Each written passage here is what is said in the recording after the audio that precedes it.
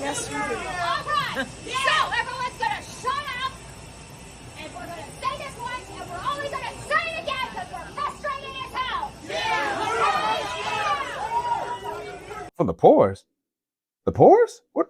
Why are you trying to do this for the poor? The poor? Poor people. Poor people trying to fly? Why are poor people trying to fly? If they can't afford to fly, why are they flying? What are we talking about? If they can't afford to fly, why are they flying? Spirit Airlines is gone. For a lot of people, it's not just an airline, right? It's the end of cheap, spontaneous travel. And that is the end of, that feeling of let's just go this weekend. $50 flights and the last minute decisions that don't require any sort of savings account. When the cheapest option disappears, everything else gets more expensive. So the real question is, who actually gets hit by that, and what you gonna do about it? This is Society Breakdown. Peace, and blessings. What's good? This is your boy 7 Inglewood Zone right now in your zone. And this is another episode of Society Breakdown, where we do a little bit of analysis into the cultural diaspora. And today is no different because we are talking about what happens when the cheapest airline in America goes out of business and what that actually means for the people who relied on it. Let's go ahead and get into it. So let's start with what actually happened, because this didn't come out of nowhere. Spirit didn't just shut down because people stopped flying. It was a slow collapse. Basically, they had already been through bankruptcy multiple times, trying to restructure debt and stay alive. And that's not like one of those, we're done sort of moments. That's like, hey, we just need some time with this. But the problem is that time doesn't seem to fix a broken model. So because Spirit's whole business was built on one particular thing: being cheap, not comfortable, not premium, just cheap. And that works until your costs start to go up. And unfortunately, that's what happened to Spirit. The fuel prices, they jump fast. Labor costs increase. Maintenance costs increase. And Spirit ain't got no kind of cushion. They don't have a first class. They don't have a business class. They don't have any high margin customers is coming through the Spirit Airlines terminal. They solely and primarily rely on volume, like a lot of customers buying their low fares so that way they can live by the very thin margins that they have, right? And just to kind of give you some semblance of understanding of what a margin is, right? So margin is basically your profit divided by the total revenue that you made for whatever time period you're looking at. So like if you made $100 in revenue and $50 of that revenue goes towards expenses and all that stuff, what you really have is $50 in profit. $50 over that $100 is now 0.5 or 50% margin. So that's the margin that you're generally making off of your transactions for whatever that time period is. So that's kind of how that works, just so you know. And so when these costs spike, you got two options, right? You can either raise prices and lose your identity as a company, or you can keep the prices low and lose money. And you are already in the business of losing money, so probably don't want to keep losing money since, you were kind of in a no-win situation at that point. I mean, Spirit even tried to secure a bailout from our government, but the way that our government is working right now. White House never wanted to save Spirit Airlines because Spirit Airlines was the only flying option for low-income people, and Republicans hate low-income people. You know how I know? Because research literally shows that just Spirit Airlines' existence in a marketplace lowers fares in nearly every case. For example, a 2016 study documented a Houston to Kansas City route that was serviced only by United Airlines. Tickets on average went for $300 until 2014, when Spirit Airlines also began the service on that route. Spirit offered fares closer to $90, and United was forced to bring down the average fare down to $180, and the effect was seen again and again in routes across the country. And anytime Spirit left a specific market, the average fares of other airlines jumped 23%, or roughly $60 for a round-trip flight. Meaning these billion-dollar airline corporations need Spirit Airlines to fucking go away in order for them to make record profits off of our backs. They're not approving anything for the poors. They're probably looking at it like, for the poors? The poors? What? Why are you trying to do this for the poor? The poor people trying to fly? Why Why are poor people trying to fly? If they can't afford to fly, why are they flying? What are we talking about? If they can't afford to fly, why decline? Like it's probably all they're looking at it like is this a logic question? What are we doing? What are we talking about? So yeah, so they're probably not trying to have any sort of poor person in their space that they're seemingly trying to carve out as a space for luxury. So now you've got rising costs, existing debt already, and now you have no margin. And you're basically working on a business model that only works when everything is cheap. So I mean, think about it like this, right? So let's say you have a thrift store. You got a thrift store, whatever, and you're in the retail business, just like Abercrombie and Fitch and Express. So you're in the same industry, but obviously you are a price leader because you sell jeans for $5 and they sell jeans for $50, right? But the problem is both of y'all have employees that make the same amount of money, 15 whatever an hour, right? And you get both of y'all got 4 employees make 15 whatever an hour, $20 an hour, just make it easy. So it's gonna be a whole lot easier selling $50 pants to pay the salaries of these 4 people with Express and Abercrombie than it would be to do the same thing for a thrift store. When you're like, okay, yeah, we're leading in prices and all that, but we still have to sell 10 times the amount of pants just to equal the 1 pair of pants that Abercrombie and Fitch is selling. See what I'm saying? And so that becomes a problem when, okay, now the cost of living goes up. So the employees are the same, or the same types of employees. So you have the same types of employees on either side. And they're sitting there saying, okay, well, I make $20 an hour. I make $20 an hour. I need to make my $20 an hour regardless. Oh, snap. Inflation. Now I need to make $25 an hour. And I need to make $25 an hour. Well, if you're a cost leader and you're thriving and working on keeping your prices low, something's going to give after a while. And unfortunately, it seems like this is what happened with Spirit Airlines, because ultimately, all of that is a bad combination. And just like the legend Kevin Samuels used to say about modern women, they hit the wall. On May 2nd, just a couple of days ago, in the year of our Beyonce, Spirit Airlines shut down operations. Flights canceled, company winding down, tens of thousands of people impacted just like that. And it failed, frankly, because, well, cheap flights only work in a world where the world is cheap. And look, we got gas that's over $4 in Missouri. In Missouri? So if the gas is over $4 in Missouri, what do you?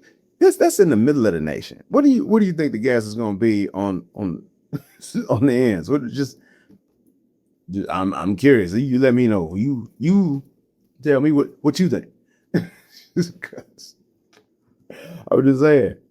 Now, if we actually talk about who this actually hits, you get an idea of the impact, because everybody flies, but not everybody flies in the same way, right? You got some people who are booking months in advance, sitting in comfort, chilling, they ain't worried about nothing, they ain't checking prices, right? But then you got other people who are flying because they have to, right? Sometimes it's for a job interview. Sometimes it's for a funeral, family emergencies, things like that. And let's not forget about the people who like to use Spirit Airlines for completely different reasons. And I'm talking about freedom. Just plain old freedom, just a little bit of freedom. They just want to move around, do the thing. They just want that ability they want that ability to say, I'm going. They ain't got to worry about, I can't afford it. Let me budget it. Just, I'm going. Wherever it is, I'm going. So Spirit made it possible for people without a whole lot of margin to look like they did, right? But when that disappears, those are the same people who going to feel it first. And let's be honest, Spirit wasn't just a normal airline, right? It was like a social experiment or something like that with wings. Right now, stand up and walk with us, okay? That's it. All three. We can talk more out there, but right now you can stand up. That's it. It was like the Greyhound of the sky. So this is when you had like $42, $45 flights, $60 in your pocket, your phone charger, and you standing in the middle of Vegas ready to take on the world. So, and don't forget about All-Star Weekend. All-Star Weekend, same thing. You in survival mode. You sitting there going out there with $50 in a dream, a one-way ticket, and you just and 2 hour a 2 hour window for you to do your thing in strokers. You know what I'm saying? So, okay, and you just know you're gonna get back home, right? Women getting flued out on Spirit, acting like they didn't know what it is. You getting flued out on Spirit. Slow down. You know what I'm saying? I mean, the fights alone in some Spirit airline terminals were good enough to draw a pretty pay-per-view penny. And now, gone, poof, just like that. I mean, even the pajamas and the bonnets, that was a uniform with our own Monique, who was trying to guide the babies in the right direction. All of that is done, right? Hopefully. Some of that I think we can do away with some of that, not feel so bad about it, right? Let's move on. Because underneath all of that, there's something real, right?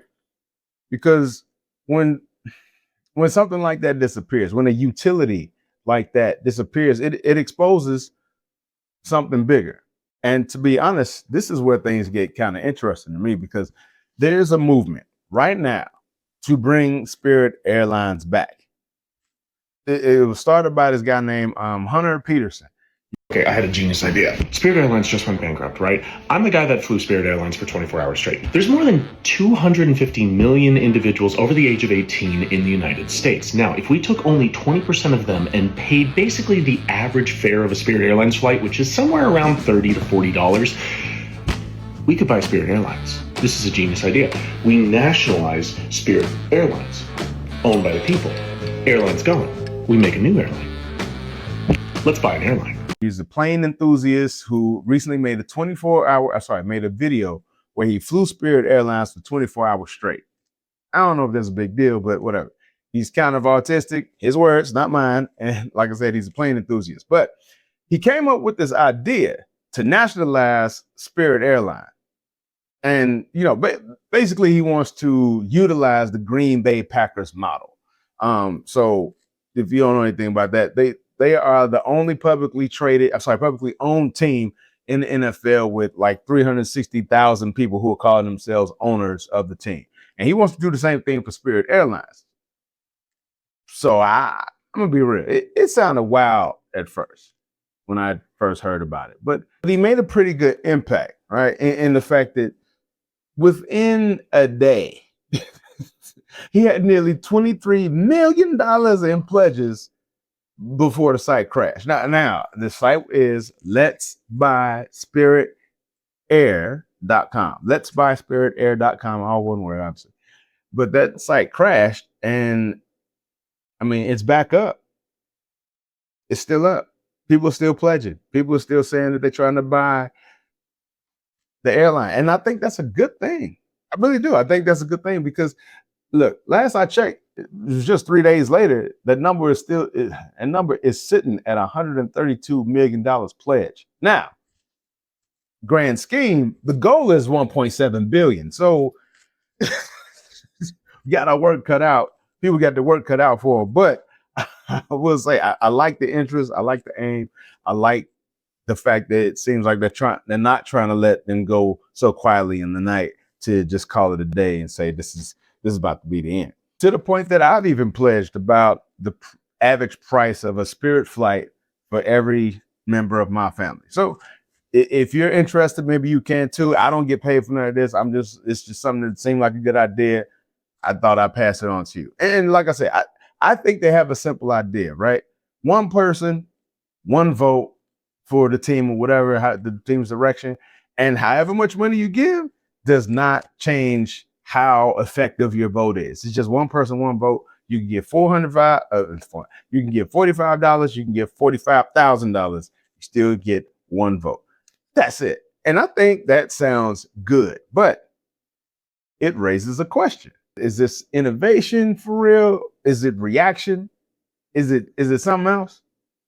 Let me know what you think down in those comments. Because I mean, let's be real. When something affordable disappears, people lose access and they lose those options to have that thing, whatever that thing or that utility, whatever that thing is. So now we're watching people try to rebuild that access. And honestly, I'm hopeful that something like this can work, because while JetBlue and Frontier could be the price leaders, in that industry, they want to be in the big leagues with the big four, right? You got to know that. You got to know that at this point. You have to know that because that'll make it easier for them to look like a luxury brand, like the others that are already kind of in that space. And I mean, even Southwest to a certain degree, because Southwest is still trying to figure out they lied after they decided to now start charging you for bag fees and all that good stuff. They started to charge you for all kinds of fees and all that. But at the same time, they're not. I wouldn't consider them, and maybe y'all let me know what you think, but I wouldn't consider the Southwest to be on the same level as like a United, American, or Delta. So I think they're up here, and then you got Southwest, but then you got Frontier and JetBlue down here. Spirit was down here. Quit playing. But I'm just saying. So yeah, they just. So I think the likes of Frontier and JetBlue are just like they have their sights set on becoming more, a bigger airline in that space instead of just saying, well, hey, let's just keep prices controlled so that way nobody else has to deal with. And let me just say this real quick. It's kind of interesting to me how, in this model now, where basically the one that's trying to do for the people in some aspect and keeping the prices low and all that, they're the ones that's being moved out, pushed out of the of the industry, while no one is saying, hey, what industry, lower your prices. Hey, I know you you're making record profit. So if you're making record profit, lower your prices. No one's saying that though. So I just think that's interesting. I really think that's interesting that it's only about, can you take me higher? It's not about it's not about how low can you go. It ain't about get low. It ain't about that. Sorry. I'm feeling some kind of way. I had no sleep. So, but like I said, they trying to be expensive. They're trying to look luxurious or look like a luxury brand, or I won't say a luxury brand, but make flying become a luxury. So let me do it like that.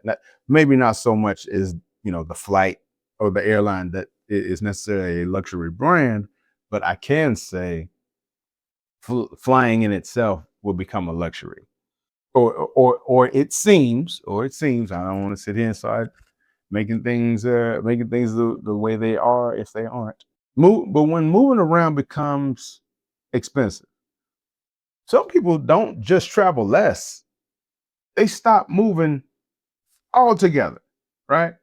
So for me, this ties into something a little bit bigger.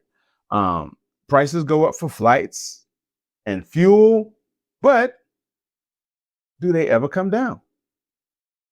I mean, I get it. We've got, national situations going on. I don't want to get into all that, but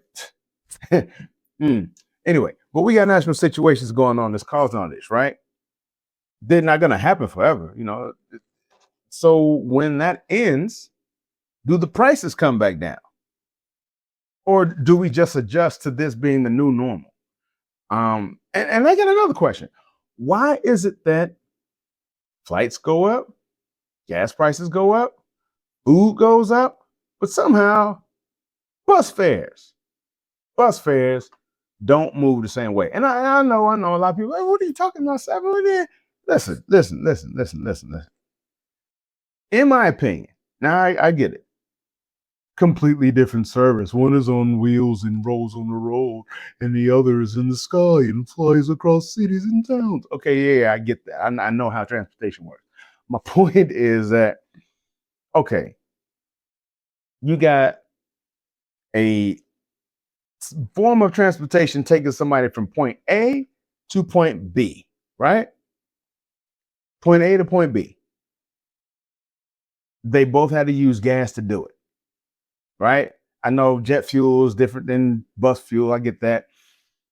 And I don't know anything about how government, like federally regulated transportation differs from city regulated transportation. So I'm out of my depth in that aspect. But just from my perspective, I'm like, as much as prices have gone up for gas and all this stuff around the nation, bus fares have not changed. Why? People riding the bus. So just this is just something. It's just a quick aside. Just something that just kind of popped in my mind. And I was just like, yeah, but why? But I severely digress. The point is, if I can make one, Spirit was not the best airline, right? It wasn't the cleanest, it wasn't the smoothest, and it definitely wasn't the most comfortable. But hell, it worked. And for a lot of people, that was enough because Spirit really provided access. It provided access to people, places, opportunities, moments. It allowed you to be there, wherever it was. It allowed you to be there. And it wasn't about the way that you got there, only that you did. But when that movement becomes expensive, it's no longer something that you can do casually, right? It's something you got to calculate for. You got to plan for. You got to schedule, uh, save up, all that good stuff. And for some people, it then becomes impossible. So again, what are we going to do about it? But I'll leave that up to you. That's what we're going to end this one, you all. Make sure you hit the like, share, subscribe, all that humming. Leave a comment. Let me know what you're thinking. And be real. If flights keep going up in price, how often are you actually going to be traveling? I'd love to know your thoughts on that question as well as the subject in general. Can't wait to engage with y'all on it there. But as I said, that's going to be it. Please take care of yourself until next time, and I'll see you then. Peace. And I'm out.